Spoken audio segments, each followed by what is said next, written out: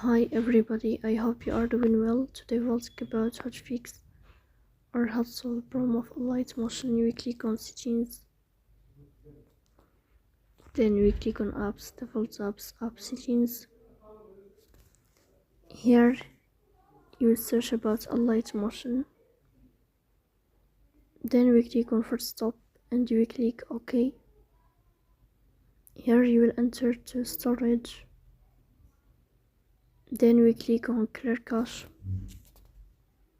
then we click on Play Store. You will search about Alight motion.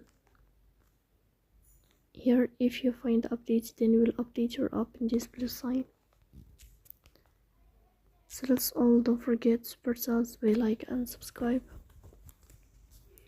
See you next time in another video, and thank you for your watching and enjoy.